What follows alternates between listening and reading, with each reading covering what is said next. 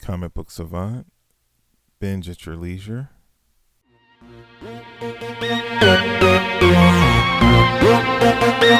Welcome back to the Comic Book Savant podcast. I'm your host, James Harris.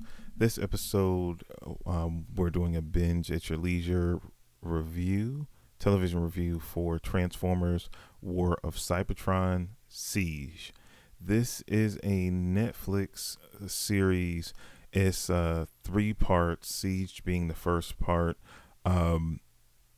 where it's 6 episodes. It's basically like one movie trilogy, but the individual movies are broken down into 6 episodes, covering, a segment of time. This came out during last summer on Netflix. It got pushed back. It was supposed to come out way earlier in 2020, but because of the pandemic, it got pushed back, and I think it came out in like late June, early July last summer. Had a chance to watch it during the summer, but I was taking my break, so this review is just coming out now. They've had a second season as well that I'll review, and the third season hasn't came out yet. I think it's coming out soon. It might be coming out this summer. Again, it was 6 episodes. It's a Netflix series, directed by, I hope I pronounced this correctly, Takashi Kamei, and it's written by F.J. DeSanto, George Christic, Gavin Heinite, Brandon Easton, and Drew Hopper. The voice cast has Jason Marcana as Megatron, Jake Fauci as Optimus Prime, Lindsay Russo as Alita 1, Frank Tornado as Starscream, Keith Silverstein as Jetfire, Bill Rogers as Wheeljack, Joe Jay as Bumblebee, Brooke Chambers as Impactor, Sophie Isabella as RC, Raphael Goldstein as Ratchet, Sean Hawkins as Mirage, Georgia Reed as Chromia, Todd Brookencrown as Red Alert and Shockwave, and Edward Bosco as Soundwave and Ultra Magnus. This series, I have to just say it off the top, this is a very dark, realistic take on Transformers and the Civil War that took place on Cybertron itself. This is basically if you took the opening scene of Bumblebee, where they showed that little snippet of the war on Cybertron when he's trying to escape and Optimus is helping him escape. It's taken that, totally CGI, done, and it's well. But I want to say it's like that HBO, Sopranos, The Wire kind of take on the war on Cybertron and how ugly it was. So it's very gritty. It really caught me off guard on how, being a child from the 80s and watching the original cartoon series and seeing it reimagined. And definitely, this is for adults that grew up with the original cartoon. I definitely feel like that's what they marketed towards. It wasn't for little kids to watch. And they have a ton of different animated series that fall in traditional animated series that kind of fall in line with that for the younger audience. This was clearly designed for someone like us or myself that grew up watching the original cartoon but wanted to see it aged up appropriately for us now to keep our attention. If you liked the conflict between the Autobots and Decepticons from the original cartoon series and a live action film, this will be definitely a series that you will enjoy. Like I said, and if you haven't seen any trailers or previews for it on Netflix, again, the best comparable I can give you is the opening sequence on Cybertron on Bumblebee to tell you what to expect from this show and what it kind of looks and feels like. Again, this is only chapter 1 of this proposed trilogy. I think the complete story is done, but like I said, they've been breaking it out, and this feels more so with this first series is this is a prequel to everything we saw in the original animated series. That's where I feel like timeline wise is this is a prequel setting up that animated series.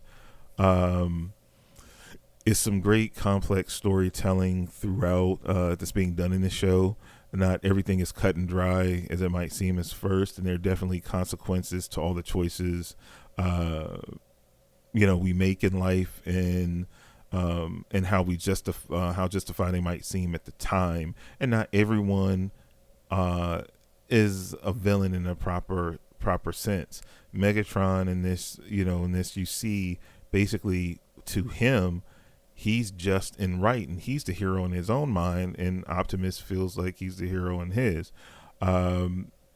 which is cool to see, getting their history, their brotherhood, how it got twisted, and this war sprouted out of these two leaders and the way they decided to lead, and what they thought was the best future for their people, and how that got skewed, and it created a war that potentially led to the downfall of their whole planet, so to speak. So you get the building blocks on everything that we saw, and it's way more deeper than what we might have saw as an animated cartoon as a kid. Seeing Megatron and Optimus Prime early in their lives, and not as firmly established as what we known them as, has been very interesting and entertaining to see their character arcs play out and how they develop to the characters that we get to know them.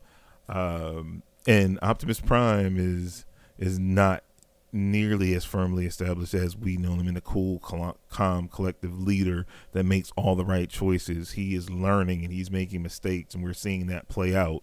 Similar to seeing someone like Batman training, we're seeing Optimus Prime like learning on the job, and he's not the best fighter out of all the Autobots. It's a lot of scenes where Megatron is like giving him the business, because he's fueled on rage and anger and hatred, and Optimus is just trying to do the right thing, but trying to figure out what that right thing is, and he doesn't have all the answers at this point. So it's a coming of age story kind of for him in that way. And again, we've never seen Optimus quite like this before, and it could be jarring to longtime fans of the series and of the character. We're seeing him in a way we've never seen him portrayed before, which I think is really cool. Some of the standout characters for me in this first chapter were Jetfire, Bumblebee. We have a Bumblebee that talks, so his character gets a lot more fleshed out. Impactor was a good character. Alita 1, which is Optimus's love interest, she plays an integral part in the series as well, in this first act of a bigger play. In Ratchet, the Transformers War for Cybertron Earthrise is the second part. I have seen it. I will be doing a review of that when the time comes, and I will, in that review, if anything has been announced. I haven't seen anything, and I don't know the title for Act 3 as of yet.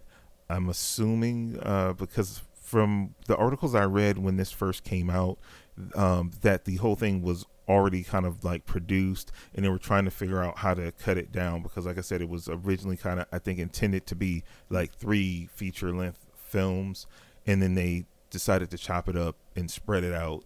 It's Netflix. They're trying to keep the content flowing. So again, we have acts 1 and 2, waiting for 3. I don't know if that will be a conclusion or would it lead into more parts.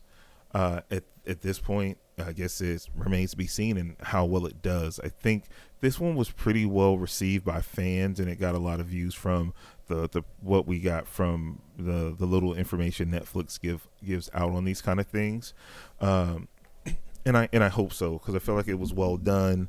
The studio that is producing this seems to really know what they're doing. They seem to be true fans of the source material, and adapting it accordingly and aging it up.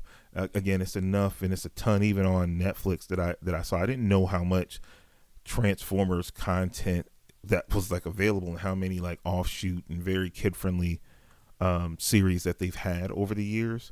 I watched the original series, and I haven't watched much else. I watched the live action movies like a lot of people. They were super popular, but I even trailed off like the last one or two of those and didn't really watch them. And I loved Bumblebee. Bumblebee kind of brought me back to being interested in the Transformers in like this form of media. I've been checking out some of the IDW comics, but it Bumblebee was a gateway for me back into the world, and this is a good compliment to Bumblebee. So if you enjoyed the live action movie Bumblebee, I feel like this is a good show for you to check out if you haven't already. And definitely once you finish this, you can go right into Earthrise because it's already out on Netflix at this point. So if you have Netflix, definitely check this out. And again, I feel like if you like Bumblebee and you like if you like Siege, you'll continue on with Earthrise and so forth. I think they got a good pulse on this and where they're taking it. As far as my review for this, I give it a 9.25 out of 10. It's not a 10 out of 10 per se. Definitely, you're going to be shocked by some of the stuff you hear, some of the language. This is an adult focused series. So it was interesting seeing Autobots and Decepticons curse in a few points and some graphic kind of implied stuff there. Definitely for older audience, I would say. No like little 4 or 5 year olds watching this. You don't want that as a parent. We're gonna keep it adult on that.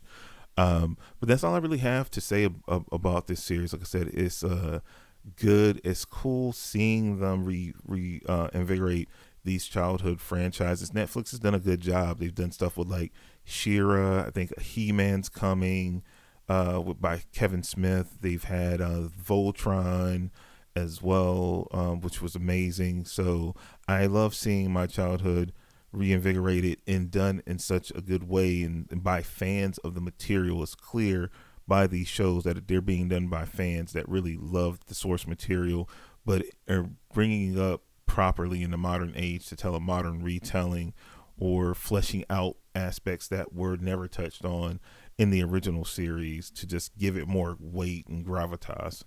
But as always, you can find me on the internet at Comic Book Savant on Instagram and Twitter. You can also find me on YouTube at Comic Book Savant. The website is the main base for everything that I do, which is comicbooksavant.com. If you have a moment, definitely check out the Facebook group. We have a Facebook group that is called the Comic Book Savant Society. So if you have a moment, check that out as well. If you like the content that I do and you would like to support the show, I have a Patreon as well, which you can find at patreon.com/Comic Book Savant.